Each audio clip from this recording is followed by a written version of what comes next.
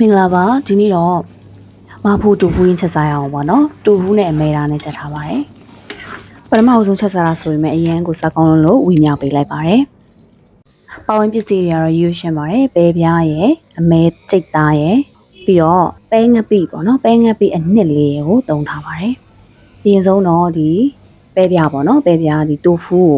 ကိုတုံးဝယ်ခဲ့ပါတယ်ပြီးတော့သူ့ကိုအဆင်ပြေတဲ့အရွယ်လေးပေါ့အရွယ်တော်လေးတုံးလို့ရတယ်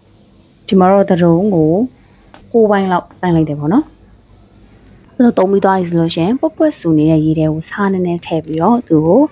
ပြုတ်ထားပေးလိုက်မယ်ပြုတ်တဲ့အခါမှာလည်းကြာချင်းကတော့ရေနောက်တစ်ချိန်ထပ်ပြီးတော့ပွက်လာတဲ့အထိအဲ့လောက်လေးပဲပြုတ်လိုက်ရပြီပေါ့နော်အဲ့ပြုတ်နေတဲ့တော့အတွက်မှာစသွန်ဖြူလှီးထားမယ်ပေါ့နော်ဒီမျိုးစိတ်ထားမယ်ပဲပြားကလည်းဒါနောက်တစ်ချိန်ပွက်လာပြီဆိုရင်သူ့ပြန်ပြီးတော့ဆယ်ထားပေးမယ်ပြီးရင်တော့စီတက်တော့မယ်ပေါ့နော်စီထည့်ပြီးတော့စသွန်ဖြူကိုမွေးလာတဲ့အချိန်စီတက်ပေးမယ်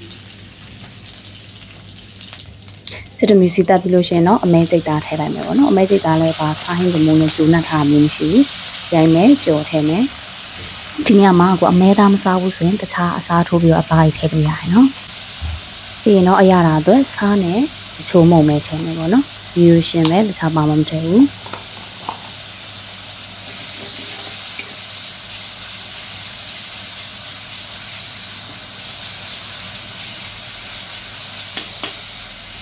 ပြီးရင်တော့စက်တဲ့ပြီးတော့ခဏတော့မွေးပြီးထားအောင်မယ်ပေါ့နော်အမွေးဆိုင်တော့ကတော့ရှောက်ကောမုံထည့်ထားတယ်ဒါမရှိလည်းပဲမထည့်လည်းတော့မဖြစ်ဘူးပေါ့နော်အမွေးအနံကြိုက်လို့ရှောက်ကောမုံထည့်ထားတယ်စီးဒီမှာမဝယ်လို့ရပါပေါ့နော်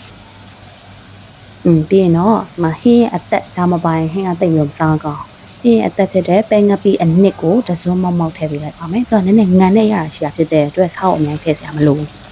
ပြီးရင်တော့အဲ့ဒါမွေပြီးရတယ်ကြာမျိုးလေးနဲ့ထည့်လိုက်မယ်တဲငံပြားရဲ့အချိုးလို့ခေါ်တယ်ပေါ့နော်ဒါလေးထည့်လိုက်တော့အယောင်လေးလာသွားတယ်ပေါ့နော်ပြီးရင်တော့ပဲပြားထည့်လိုက်မယ်နားပြုတ်ထားတဲ့ပဲပြားလေးပေါ့နော်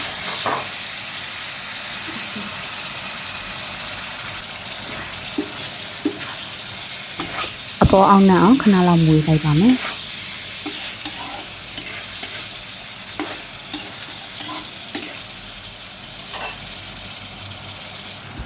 ပြီးတော့ရေနည်းနည်းထည့်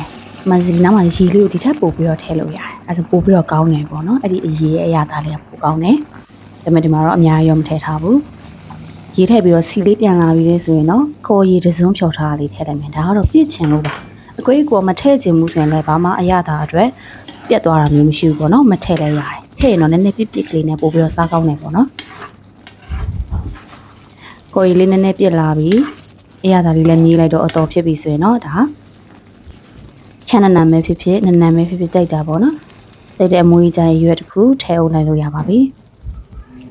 ဒါဆိုရင်တော့ချက်ပါပြီဒီဟင်းလျာကတော့ပူပူလောလောလေးစားရင်ပို့ပြီးတော့စားကောင်းပါတယ်အဲဒါကြောင့်မလို့အိမ်မှာတူဖူးရင်းကြိုက်တဲ့လူတွေဆိုရင်ချက်စားကြည့်ပါ